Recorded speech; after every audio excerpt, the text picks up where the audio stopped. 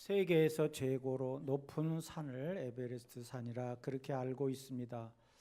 근데 이 산은 누구도 올라갈 수 없는 산이라 그렇게 믿었다 그래요. 그런데 에드먼드 힐러리라고 하는 사람이 세계 최초로 그 산을 정복했답니다.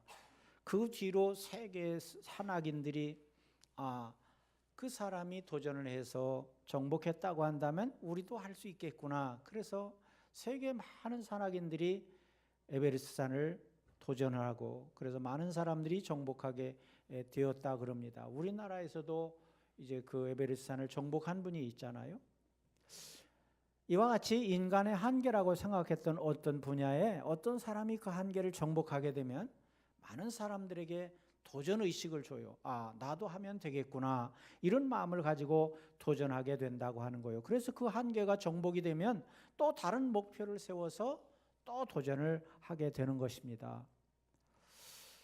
저는 이것이 여러분과 나에게도 똑같이 적용되었으면 하는 안타까운 마음을 가지고 있습니다. 우리의 믿음도 얼마든지 그 모범적인 분들을 볼 수 있잖아요. 성경을 통해서 예수님도 볼 수 있고 사도들도 볼 수 있고 또 성경에 나오는 많은 믿음의 선배들을 볼 수 있잖아요. 그런 걸 보면서 나도 믿음이 좀 성장해야 되겠다. 그런 도전을 가지고 여러분이 그런 믿음의 그릇을 넓혀갈 수 있기를 바랍니다.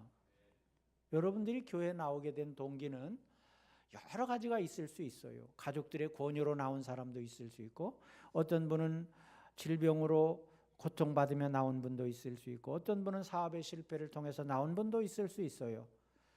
또 어떤 분들은 그래도 우리가 살아가면서 종교 하나는 있어야 될 것이 아닌가 그래서 나온 분도 있을 것이에요. 그러나 어떤 동기로 왔든지 상관이 없어요. 시간이 지나면서 설교를 듣고 성경을 배우고 그러면서 진리를 깨달아서 참 믿음을 가지면 되는 거예요. 그런데 문제는 우리의 신앙의 한계를 넓히려고 하지 않는다는 거예요. 운동선수가 기록에 도전을 하잖아요. 또 과학자가 새로운 분야에 도전을 해요.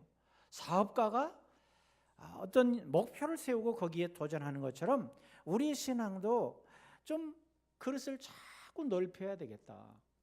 우리의 신앙도 그 한계를 좀 넓혀야 되겠다 하는 거예요.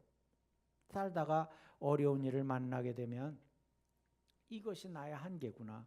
그렇게 하고 좌절하고 낙심하고 포기하고 만단 말이에요.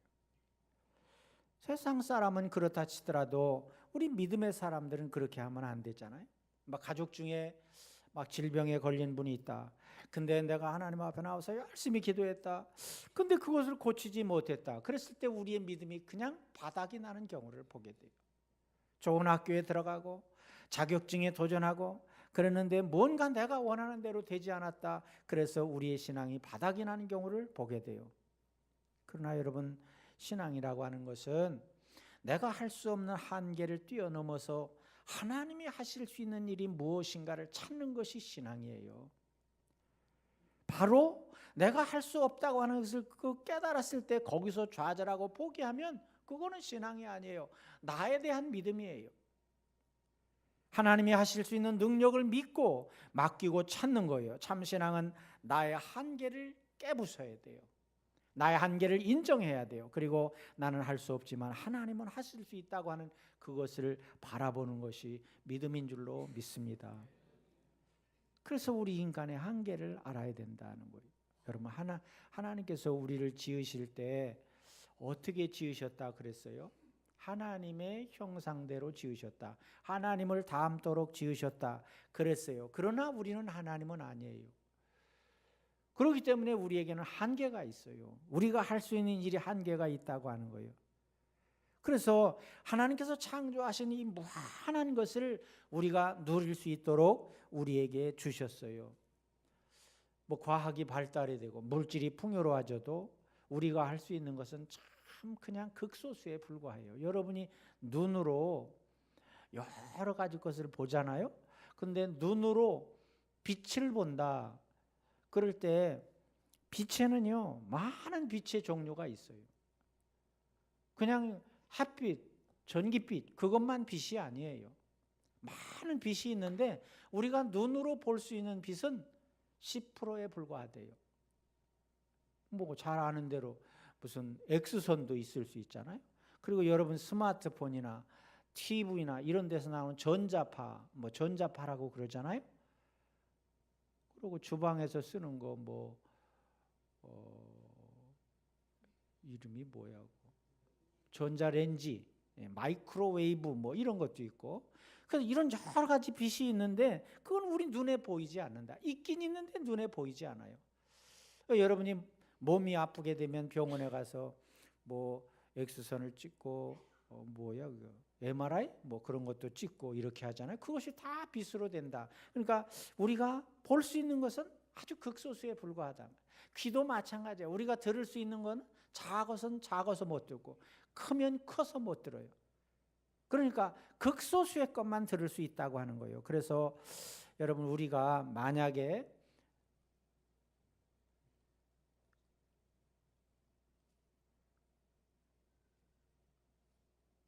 눈에 보이고 귀에 들리는 것만 생각하는 사람은 세상사의 90% 이상을 놓치고 사는 사람이에요. 내 눈에 보이는 것, 귀에 들리는 것만 믿겠다. 그러면 10%만 보고 살아가는 거예요. 넓은 세상을 우리가 모르고 살아가는 것이 된다 하는 것이에요. 여러분 예수님께서 나사로가 병들었다고 하는 소식을 듣고 이틀이 지나서 베다니로 가셨을 때는 이미 모든 것이 끝난 것 후였어요. 그리고 그 나사로는 죽어서 무덤에 장사된 지 나흘이 지난 후였어요. 그러니까 산 사람들이 할 수 있는 것은 뭐예요? 뭘 할 수 있어요? 죽은 사람을 위해서 애도하거나 가족들에게 위로의 인사를 하는 것밖에 다른 것을 할 수가 없어요. 돈이 많거나 많이 배웠거나 높은 권세를 가진 사람이라고 할지라도 그 이상 다른 것을 할 수 있는 길은 없어요. 굳이 사람이 할 수 있는 것을 찾는다고 한다면 세상 사람들이 하는 대로 좋은 묘자리 찾아가지고 넓은 장소를 확보해서 거기다가 거창한 묘를 만들고 거기다가 비석을 세우고 뭐 이런 것을 하는 거 이상 다른 것이 할 것이 뭐가 있어요? 이 현장에 예수님이 오셨어요. 자, 그런데 마르다의 신앙은 그 상황에서 주님이 함께 계셨으면 오빠가 죽지 않고 살았을 것이라고 하는 바로 그 신앙을 가지고 있었단 말이에요. 근데 이것도 사실은 어때요? 이것도 대단히 큰 거예요. 우리는 아프면 병원에 가서 의사 만나고 약을 처방받고 그래서 낫는다 그러지만 이 마르다는 예수님이 오시면 고칠 수 있다고 하는 믿음을 가졌단 말이에요. 여러분도 병원에 가지 않아도 기도하면 하나님이 고쳐주신다. 이런 믿음을 갖는다. 마르다의 믿음은 바로 그런 믿음이었어요. 그런데 예수님이 오시지 않았잖아요. 그리고 오빠는 죽었잖아요. 그러니까 뭐예요? 이제는 다 끝났어요. 희망이 사라졌어요. 가망성이 없어졌어요. 그의 믿음은 깨지고 말았어요. 여러분 마찬가지예요. 우리도 중대한 문제를 가지고 기도했는데 지난 2주 동안에 우리가 새벽 기도를 했잖아요. 했는데 아무 응답이 없어요.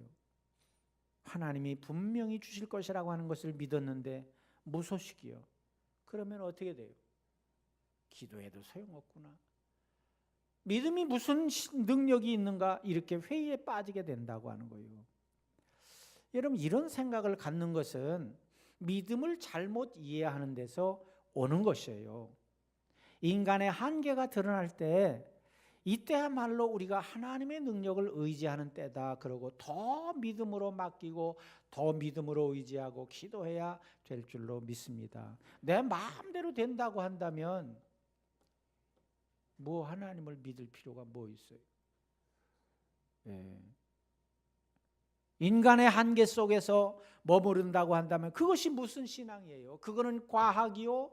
그거는 수학일 뿐이에요. 참 신앙은 자기 안에 하나님을 가두어두지 않는 거예요.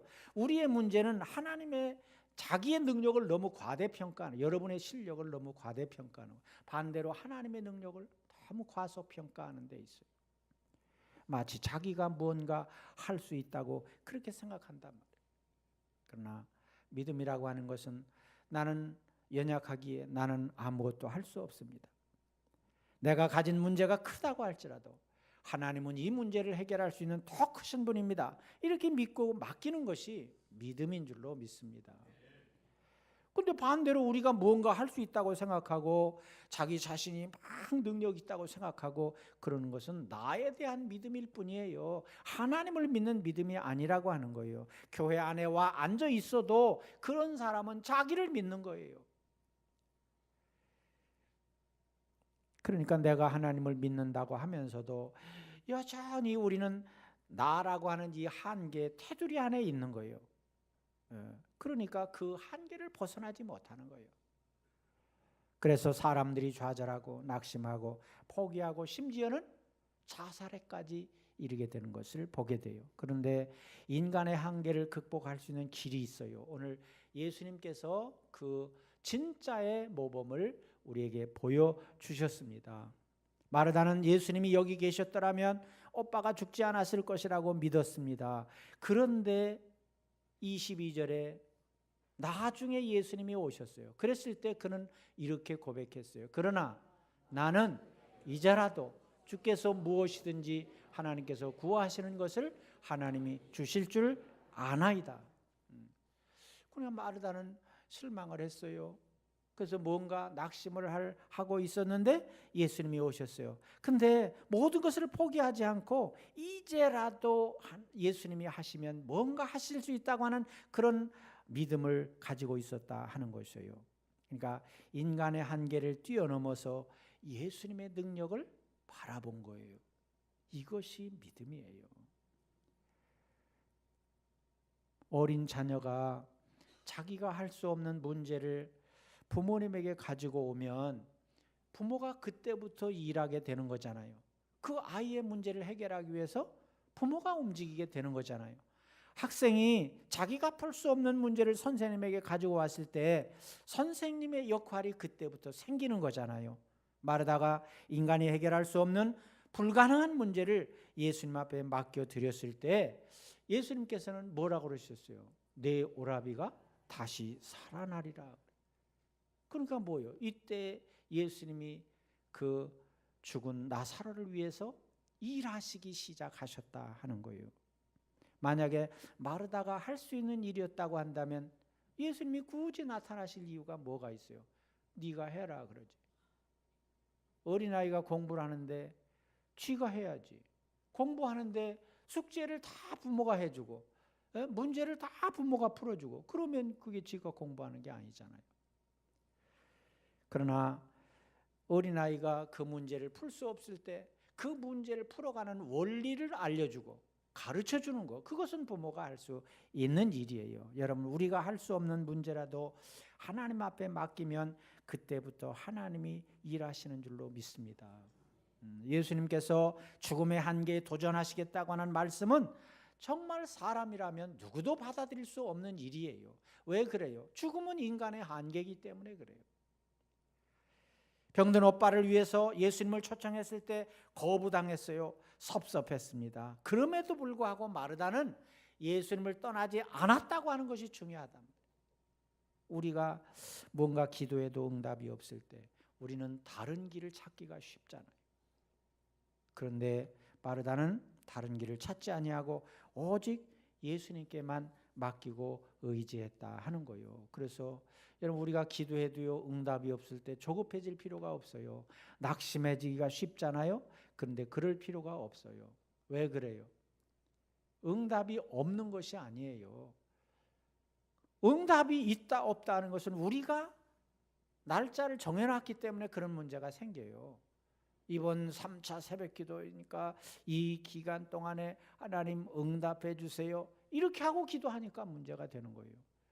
그 기간 동안에 응답해 달라고 하는 것은 여러분의 생각이지 하나님의 생각도 그래요? 하나님의 생각은 어디 있는지 모르잖아요. 그러니까 그 기간에 응답될 수도 있고 한 달 후에 응답될 수도 있고 1년 후에 응답될 수도 있어요.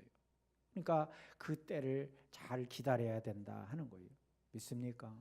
여러분, 어린아이들이 이렇게 블럭을 가지고 놀잖아요. 나는 손녀가 그걸 맞추는 거 보면 참으로 신기해요. 나는 아무리 봐도 모르겠더만 근데 그 어린아이가요, 그걸 하나하나 맞춰가는 거예요. 근데 많은 블록이 있잖아요. 근데 그것을 다 맞춰야 하나의 작품이라고 해도 되나? 하나의 모양을 갖춘 것이 되잖아요. 하나님께서도 마찬가지예요. 여러분의 기도에 응답하실 때 사람도 동원해야 되고 환경도 동원하고 이런 것들이 다 이렇게 맞춰져서 딱 되었을 때 그때 하나님의 응답이 이루어지게 되는 것이에요. 그때를 우리는 기다릴 줄 알아야 된다는 거예요. 그냥 적당히 내가 기도하다가 응답이 안 되면 팽개치고 다른 길을 찾고 그런 것이 아니에요. 그건 믿음이 아니에요. 여러분, 하나님의 때가 되면요, 누구도 막을 수가 없어요. 사탄도 막을 수가 없어요. 사탄도 막 고집 부리고 막다가 하나님의 때가 되면 물러갈 수밖에 없어요. 순식간에 상황이 바뀌어져요. 하나님의 때가 되면 여러분, 사업도 갑자기 안 되던 사업이 번창하게 되고, 그렇게 반대하던 남편이 예수님 앞에 돌아오게 되고, 내가 그렇게 미워하던 사람이요 사랑스럽게 되어져요. 방황하던 자식이 돌아오게 되어 이런 역사가 일어날 줄로 믿습니다. 하나님의 때만 된다고 한다면 우리의 꿈이 이루어지는 것은요, 순식간에 되어지는 거예요. 마르다가 자기 때에 예수님을 초청했지만 되지 않았잖아요. 그거는 자기가 정한 때예요. 그때 예수님이 안 오신 것뿐이에요. 그렇다고 해서 끝난 게 아니에요. 예수님은 나중에 오셔서 마르다가 전혀 생각할 수 없었던 엄청난 응답을 주셨다는 거예요. 무슨 응답이에요? 그냥 병만 고쳐줘도 좋았어요. 그런데 죽은 오빠를 살리셨다고 하는 거예요. 이렇게 하나님은요, 우리에게 좋은 것을 주시기를 원하셔요. 우리가 생각할 수 없었던, 상상할 수 없었던 엄청나고 크고 복된 것을 주시기를 원하신다는 거예요. 이게 하나님의 실력이고 능력인 줄로 믿습니다. 자, 그러면 상심해 있던 마르다에게 예수께서 이르시되 내 오라비가 다시 살아나리라, 그렇게 하신 것은 정말 기절할 말씀이잖아요. 지금까지 누구도 시도할 수 없는 죽음의 한계에 예수님이 도전하시겠다, 그런 뜻이잖아요. 그러나 이 말씀은요, 마르다에게 아무 도움이 되지 않았어요. 왜 그러냐 하면 마르다는 예수님의 그 말씀을 그냥 상갓집에 와서 유족들을 위로하는 말씀으로만 들었기 때문에 그래요. 그러니까 죽은 자의 집에 가면 유대인들 중에는 부활을 믿는 자들이 많이 있었어요. 근데 죽은 자의 집에 가면 부활의 소망으로 유족들을 위로했다는 거예요. 우리도 정말 믿음의 가족들의 장례식장에 가면 여러분 어떤 인사를 합니까? 인사를 어떻게 해요? 그냥 눈으로 인사하죠? 손 잡아주고 눈으로 인사해요. 근데 기왕이면 인사를 하세요. 부활의 소망을 가지세요. 부활의 소망으로 위로받으세요. 그렇게 인사를 하세요. 앞으로. 어때요? 멋지잖아요. 우리 교회에서는 하나님의 은혜가 넘치기를 기원합니다, 이렇게 조화에다가 그렇게 씁니다. 물론 하나님의 은혜로 위로를 받으세요, 하나님의 은혜가 넘치기를 바랍니다, 그런 인사도 괜찮아요. 그런데 정말 믿음이 좋은 사람, 믿고 돌아가신 사람한테서 그렇게 해야 돼. 믿지도 않은 사람한테 와서 부활의 소망, 부활이 뭔가 그렇게 하면 안 되잖아요. 그래서 조의금 봉투를 이번에 새로 인쇄했는데 아주 거기다 그렇게 써놨어요. 인쇄를 해놨어요. 그러니까 그런 인사를 하시기를 바랍니다. 마르다는 예수님께서 자기를 위로하려고 그런 인사를 하셨다고 생각을 했어요. 주님이 무엇인가 하실 수 있다고 믿었지만 죽은 오빠를 다시 살린다고 하는 것은 상상하지 못한 것이에요. 왜 그래요? 죽음을 정복한 사람이 세상에 천지에 어디 있어요? 죽음을 이긴 사람이 이 세상 천지에 어디 있냐고. 그러니까 예수님께서 놀랍고도 충격적인 말씀을 하셨는데 그걸 받아들이지 못한 거예요. 어쩌면 예수님이 이 세상에 오셔서 가장 충격적인 말씀이 바로 이 말씀이라고 생각이 돼요. 이거 한번 크게 봉독해 보세요. 나는 부활이요 생명이니 나를 믿는 자는 죽어도 살겠고 무릇 살아서 나를 믿는 자는 영원히 죽지 아니하리라. 이런 말씀을 읽고도 뭐 전혀 충격받은 일이 없어. 놀라지도 않고. 놀랍지 않아요? 자, 이 말씀을 좀 풀어서 얘기를 하면 이 말씀은 무슨 말이냐? 이 땅에 이미 왔다가 우리에 앞서서 세상 떠난 분들이 있잖아요. 그리고 지금 이 땅에 살고 있는 분들이 있잖아요. 그리고 앞으로 태어날 우리의 미래 세대들이 있잖아요. 인류 역사상 사람으로 태어난 모든 사람이 부활에 참여할 수 있다. 그런 이야기예요. 이게 얼마나 엄청난 말씀이에요. 국가에서 뭐 연금을 더 준다? 그럴지는 없지만 뭐 그런 소식이 놀라운 소식이요? 아니면 뭐가 놀라운 소식이에요? 청년들한테 50만 원씩 준다? 그런 게 놀라운 소식인가? 그런 것과 어떻게 비교하겠어요? 부활이 있다. 부활이 있음을 믿습니까? 근데 부활에 대해서 이미 요한복음 5장에서 말씀을 드렸어요. 말씀을 드렸는데, 자, 함께 봉독합니다. 선한 일을 행한 자는 생명의 부활로, 악한 일을 행한 자는 심판의 부활로 나오리라. 그러니까 모든 사람이 다 부활하는 거예요. 그런데 문제는 거기서 하나님의 심판이 시작된다. 그래서 구원받은 사람은 생명의 부활로 산다. 그것은 곧 뭘 얘기하는 거예요? 천국으로 가게 된다. 거기서 하나님과 영원토록 살게 된다. 그리고 그렇지 않은 사람은 어떻게 돼요?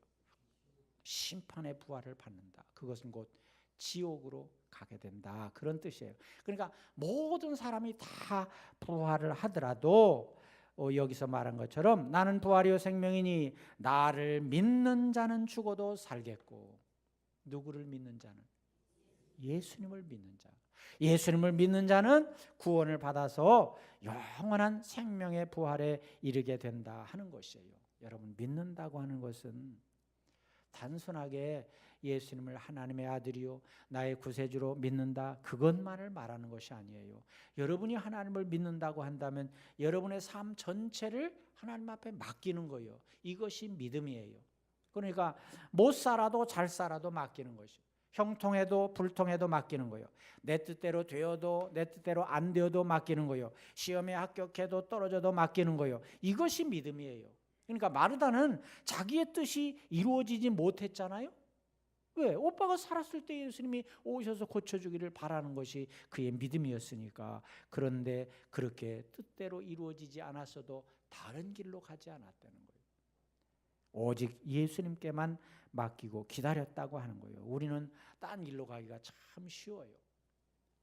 급하니까, 다급하니까 뭔가 그냥 지푸라기라도 있으면 잡으려고 그래. 그러니까 그럴 때 누가 점쟁이 한번 찾아가지, 그러면 점 보러 가는 거예요. 사주팔자 보지, 그러면 사주팔자 보는 거예요. 용한 사람이 있다 그러면 막 산속에라도 들어가는 거예요. 왜? 지푸라기로 잡아야 되니까. 그러나 우리는 그러면 안 돼요. 하나님께서 여러분을 꼭 붙잡아 주신다. 그렇기 때문에 절대로 한눈 팔지 말아야 될 줄로 믿습니다. 그래서 예수님께서는 나사로가 죽은 것을 잠을 잔다 그러시면서 깨우러 가자 그러셨어요. 예수님은 생명이셔요. 예수님은 우리에게 생명을 주시는 분이 아니라 예수님 자체가 생명이셔요. 그래서 죽은 자나 산 자 모두에게 생명을 주실 수가 있어요. 그렇기 때문에 우리가 예수 그리스도 안에 들어가게 되면 영원한 생명의 본체가 예수님이니까, 그래서 우리도 영원한 생명을 누리게 되는 것이에요. 마치 주사를 맞아가지고 무슨 영양제를 맞아가지고 우리가 그 영양제의 덕분으로 건강을 얻고 그렇게 하는 것이 아니라 생명의 자체가 되시는 예수님 안에 우리가 들어갈 때 그 예수님의 생명이 곧 나의 생명이 된다. 그래서 예수 그리스도를 믿으면 그 풍성한 생명을 누리게 되는 줄로 믿습니다. 여러분, 자녀를 보면서 자녀가 비참하게 살기를 원하는 부모가 어디 있어요? 자녀가 막 인상을 쓰면서 고통받으며 살기를 원하는 부모가 세상 천지에 어디 있어요? 하나님이 여러분을 보실 때 왜 고통 속에 살게 하고 왜 눈물 흘리며 살기를 원하시겠어요? 하나님이 여러분의 삶이 항상 아름답고 행복해진 삶을 살기를 원하시는 줄로 믿습니다. 그런데 우리는 그 풍성한 삶을 무엇을 통해서 살기를 원하는 거예요? 자꾸 세상의 것을 통해서 그렇게 풍성한 삶을 살기를 원하는 거잖아요. 돈으로, 권세로, 인기로, 명예로 그런 걸 많이 가져야 내가 행복해질 수 있다고 생각하잖아요. 근데요, 여러분 속지 마세요. 세상의 풍성함이란 풍선과 같아요. 유치부 여름성야학교를 하는데 입구에 풍선을 다 이렇게 불어가지고 만들어 놨어요. 교사 선생님들이 얼마나 재주가 좋은지. 이번에는 그런 건 안 한 것 같아요. 뭐 양쪽에다가 풍선으로 그냥 많이 만들어가지고. 이번에는 안 했죠? 내가 못 봤나? 근데 재주가 좋아가지고 풍선을 만들었어요. 근데 하루 이틀 지나면요 시들시들 해가지고. 왜 그래요? 바람이 빠져가지고 그래요. 세상의 풍성함이란 그런 것과 같다니까요. 아무리 좋은 것 같아도요, 세월이 지나다가 보면 크게 바람 빠진 풍선과 같이 되는 것이 세상의 것이에요. 그러나 하나님이 주시는 것은 어때요? 영원하다, 영원해. 바람 빠지는 일이 없어. 약속을 어기는 일이 없어요. 영원히 풍성해진다고 하는 거예요. 그러니까 세상에서 최고로 좋은 것이 있다고 할지라도 하나님의 풍성함에 비하면 쓰레기와 같은 것이에요. 여러분 모두가 하나님이 주시는 것으로 풍성한 삶을 살아가는 여러분들이 되시기를 바랍니다. 죽은 자나 산 자나 다 모두가 주님이 주시는 생명으로 살아야 된다. 그래서 예수 그리스도 안에 있는 자에게 진정한 풍성한 삶이 있다 하는 것이에요. 자, 그런데 22절에서 또 22절과 24절에서 마르다가 아나이다 하는 말을 두 번이나 반복을 했어요. 그러니까 마르다도 부활에 대해서는 알고 있어요. 왜냐하면 예수님께서 이미 가르쳐 주셨고 초대교회에서는 이 부활에 대한 그 교리에 대해서 좀 확립이 안 됐다고 할 수 있어요. 왜냐하면 사두개파하고 바리새파로 이렇게 크게 두 파가 있었는데 사두개파 사람들은 부활이 없다 그랬어요. 그리고 바리새파 사람들은 부활이 있는 것을 믿었어요. 그러니까 교회가 일반 성도들이 아주 지도층에 있는 사람들이 그렇게 가르치니까 일반 성도들이 매우 혼란하겠죠. 왜냐하면 담임 목사가 이렇게 가르치는데 만약에 전도사가 저렇게 가르친다. 그러면 성도들이 어떻게 되겠어요? 이런 일이 초대교회에 그런 일이 있었다고 하는 거예요. 그러니까 더군다나 사두개파 사람들은 이게 뭐 전통적으로 조상 대대로 내려오는 아주 명문가의 사람들이거든요. 거기에다가 그를 따르는 사람들이 많이 있단 말이에요. 그런데 예수님의 제자들은 어때요? 기껏 해봐야 3년밖에 더 됐어요. 거기다가 숫자를 합쳐봐야 12명밖에 더 돼요. 그러니까 이 사람들이 나가서 진리를 전하고 복음을 전한다고 하는 것은 정말 기죽는 일이에요. 숫자로도 안 되고 전통으로도 안 되고. 예? 자, 그런 상황에서 그들이 사역한다고 하는 것이 얼마나 힘들었을까. 여러분, 아는 것과 믿는 것은 차이가 많아요. 제가 예를 들어보면 선교지에 우물이 필요하다, 그런 광고를 제가 했잖아요. 여러분들이 생각할 때 닿는 것이 없잖아요. 아니, 수도만 틀면 좋은 물이 많이 나오는데 우리는 그것도 안 마셔. 그것도 의심이 돼가지고 비싼 돈을 주고 사다가 생수래나? 생수. 예? 뭐라 그러죠? 생수? 생수를 마시잖아. 수돗물이 나오는데도 불구하고 그걸 안 마셔. 그런데 자, 선교지에 우물이 필요합니다. 아마 요즘 젊은 사람들 얘기하면 우물이 뭔데요? 이럴 것 같아요. 우물을 봤어야지. 근데 연세 많으신 분들은 우물 알잖아. 옛날에는요, 시골 가면 우물은요 동네 하나밖에 없었어요. 그래가지고 새벽이 돼서 아침이 되면 동네 그 부인들이 다 우물로 모였잖아. 네, 물동이 이렇게 하고 우물로 모여 쌀 가지고 쌀 씻고 빨래하고 거기서 다. 그러니까 동네 정보는 거기서 다 나가. 거기 모여가지고 막 수다 떨면 거기서 다. 그게 라디오요, TV고. 근데 지금은 집집마다 다 수도가 있잖아요. 내가 여러분에게 그렇게 얘기하면 무슨 소린가, 마음에 와 닿는 것이 없어요. 근데 내가 가서 보니까 이 사람들이 고인물을 떠먹고 살더라는 거예요. 고인물을 퍼먹고 사니 얼마나 그 물이 더럽겠어요. 그러니까 질병에 걸리고 유아 사망률이 세계에서 최고로 높고 이런 상황을 해서 그래서 우리가 가서 우물을 파줬어요. 그래서 내가 가서 펌프를 막 이렇게 누르니까 막 물이 솟구쳐 나와요. 그 막 사람들이 좋다고 박수를 쳐요. 그런 걸 보니까 야, 이게 우물이 필요하구나. 나는 보았으니까 그렇게 얘기하는 거잖아요. 그럼 여러분은 보지 않았으니까 그냥 내 말만 믿고 따르는 거잖아요. 그냥 막연하게 아는 것과 믿는 것은 달라요. 스마트폰이 있잖아요. 스마트폰을 처음 만들 때 어땠을까? 어떤 사람의 머릿속에 야, 들고 다니는 전화기가 있으면 좋겠다 그렇게 생각했을 거 아니야? 거기서 기술이 나오고 자재를 준비하고 그렇게 해서 구체적으로 제품을 만들었을 거 아니야. 머릿속에 있던 것이 실제 보이는 그 물건으로 이렇게 바뀌어진 거잖아요. 그랬을 때 앞으로 내가 스마트폰을 만들 것이다 이렇게 말로만 한다 그러면 여러분 뭐 와 닿는 게 있겠어요?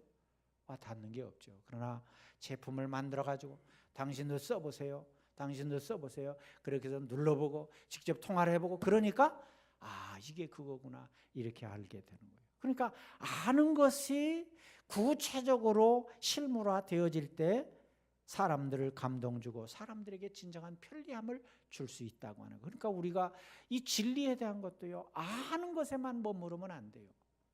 어떻게 해야 돼요? 믿음으로 다가와야 된다 하는 것이에요. 예수님이 여러분 우리가 이제 하나님의 나라에 대한 이야기를 하잖아요. 하나님의 나라도 이제 그림으로 그린다고 한다. 예수님께서 하나님 천국에서 이 땅에 이렇게 오셨잖아요. 그러니까 이 땅이 하나님의 나라가 시작된 거예요. 그렇잖아요? 그런데 완성된 것은 아니에요. 완성된 것은 언제 완성되느냐? 예수님이 오셔서 하나님의 나라를 이 땅에 심으셨어요. 그리고 올라가셨어요. 다시 재림하신다 그랬잖아요. 다시 재림하시면 여러분과 나를 데리러 오신다 그랬잖아요. 그때 하나님 앞에 갈 때 그때 하나님의 나라가 완성되는 것이에요. 믿습니까? 여러분 부활도 마찬가지예요. 예수님이 오셔서 우리의 부활의 생명을 주셨어요. 그러니까 예수 그리스도를 믿으면 우리가 구원받음과 동시에 영생을 소유한 거나 다름이 없어요. 우리 안에 예수님이 있고 우리가 예수님 안에 들어가니까 영원히 살게 되는 것이잖아요. 그렇다고 해서 완성된 게 아니에요. 이제 예수님이 이 땅에 다시 오시게 되실 때 그때 우리가 들림 받아서 하나님 앞에 갔을 때 그때 우리가 영원히 그곳에서 살게 되는 것이에요. 이 땅에서는 죽어야 돼요. 그러나 다시 부활하게 된다 하는 것이에요. 그러니까 예수님이 다시 오셔서 데려갈 때 그때 하나님의 나라도 부활도 완성하게 되어진다 하는 것이에요. 자, 마르다는 두 번이나 아나이다를 반복했어요. 부활에 대한 확신이 없었어요. 그냥 아는 지식 정도에 불과했단 말이에요. 그런데 15절에서 내가 거기 있지 아니한 것을 너희를 위하여 기뻐하노니 이는 너희로 믿게 하려 함이라. 이게 예수님이 하신 말씀이에요. 예수님이 하신 말씀인데 풀어서 말씀을 드리면 내가 그때에 내가 원하는 그때에 내가 거기 있지 아니한 것은 너를 미워서도 아니고 내가 갈 수 없어서 바빠서도 아니고 죽은 오빠를 다시 살림으로 부활에 대한 너의 믿음을 확실하게 하기 위해서 그렇게 했다 하는 것이에요. 그러니까 여러분 만약에 마르다가 원하는 그때 예수님이 거기 가셨다고 한다면 예수님이 하실 일이 뭐예요? 병자를 고치는 일밖에 못하잖아요. 그렇잖아요? 병자를 고치면 그 병자가 살아났어요. 그러면 안 죽나요? 살아났다가 또 죽는 거야. 그런데 나흘이 지난 뒤에 갔을 때 마르다의 때는 아니지만 예수님의 때에 갔을 때 죽은 나사로 나흘이 지난 그 나사로를 살림으로 부활의 능력을 보여주신 거예요. 그 부활은 어때요? 또 죽는 것이 아니에요. 영원토록 영생을 누리며 살 수 있는 그것이라 하는 것이에요. 그래서 이 확신을 주기 위해서 마르다에게 늦게 가셨다는 거예요. 그러니까 항상 하나님은 여러분에게 좋은 것을 주시기를 원하셔요. 지금 당장에 내가 원하는 것 안 주셨다고 해서 조바심하고 원망하고 불평하지 마세요. 하나님은 나를 위해서 더 좋은 것을 만들고 계시구나. 이런 믿음을 가지고 기다리는 여러분이 되시기를 바랍니다. 그래서 26절에 이것을 내가 믿느냐 그랬어요. 누가 물으셨어요? 예수님이 물으셨어요. 그때는 마르다가 뭐라고 대답했느냐? 내가 믿나이다 그랬어요. 아는 것만 가지고는 아무것도 이룰 수가 없어요. 예? 내가 부산을 어떻게 간다. 고속도로를 가고 비행기를 타고 가고 맨날 알아봐야 부산을 가요. 버스를 타고 가든가 KTX를 타고 가든가 행동으로 옮겨서 가야 부산을 갈 수가 있단 말이에요. 아는 것으로 그치는 믿음이 되면 안 된다. 그래서 이걸 누가 믿어야 된다는 거예요. 누가? 여러분이 믿어야 된다. 내가 믿느냐? 이것을 내가 믿느냐? 이렇게 물으셨어요. 그럴 때 우리는 어떻게 대답해야 돼요? 내가 믿나이다. 내가 믿어야 돼요. 구역장이 믿으면 구역장만 복을 받는 거예요. 구역장이 믿는다고 해서 우리 모두가 다 믿는 것이 아니라, 가장이 믿는다고 해서 가족들이 다 믿어지는 것이 아니라 개인적이에요. 구원의 복음은 개인적이에요. 누가 대표로 믿어서 되는 것이 아니에요. 우리들 각자 개인적으로 믿어야 된다. 그래서 구원도 부활도 능력도 개인적으로 믿을 때 여러분의 것이 되는 줄로 믿습니다. 아는 단계에서 믿는 단계로 성장해야 된다 하는 것이에요. 자, 그러면 이 세상에서 잘 사는 것은 잠깐이에요. 아무리 물질이 많고 권세가 있고 인기 재능을 가지고 있다고 하더라도 죽으면 모든 것이 끝나는 거예요. 지금 대통령도요, 조금 있으면 내려와야 돼요. 내려오면 평국민이 되는 거예요. 여러분, 선진국가 저 프랑스에 트럭 테러가 발생됐다. 뉴스 보셨죠? 긴 트럭이 그냥 밀어 제꼈어요. 한꺼번에요 60명이 죽었어요. 100여 명의 부상자가 생겼어요. 자, 이것이 인간의 한계예요. 그 나라는 선진국가예요. 우리보다 훨씬 잘 살고 우리보다 훨씬 문화가 발달이 됐어요. 그럼에도 불구하고 막을 수가 없어요. 선진국가를 비롯한 전 세계가 테러로 인해서 불안에 떨고 있어요. 우리나라는 북한의 핵무기로 인해서 불안에 떨고 있어요. 이것이 인간의 한계예요. 아무리 지식이 발달되고 물질이 많다고 할지라도 미국 보세요. 맨날 총기 사고가 나고. 얼마나 세상이 혼란합니까? 그러나 인간의 한계를 뛰어넘어서 풍성한 삶을 사는 길이 있다. 오늘 그 말씀을 전해주고 있어. 그 길이 뭐예요? 예수님을 믿고 사는 길인 줄로 믿습니다. 그러니까 우리는 아무리 물질이 많고 또 문화가 발달되었다고 할지라도 인간의 한계 속에서 살아갈 수밖에 없어요. 그러니까 우리가 두려워하고 불안하고 떨며 살아가는 거예요. 그러나 하나님의 능력은 우리 인간의 한계를 뛰어넘는 거예요. 예수님의 실력은 인간의 한계를 뛰어넘는 것이에요. 그래서 주님은 이 시간 여러분의 믿음이 달라지기를 원하고 계셔요. 여러분의 믿음의 그릇을 넓히기를 원하고 계셔요. 그래서 지금도 주님은 여러분 각자에게 이런 질문을 하셔요. 이것을 내가 믿느냐? 믿습니까? 그러면 여러분이 어떻게 대답해야 된다고 그랬어요? 내가 믿나이다. 우리 목사님이 믿는데요. 그게 아니에요. 우리 구역장이 믿는데요. 그게 아니에요. 여러분이 믿어야 된다. 바로 그 믿음대로 되어지시기를 주님의 이름으로 축원합니다. 기도합니다. 말씀을 기억하면서 우리 함께 통성으로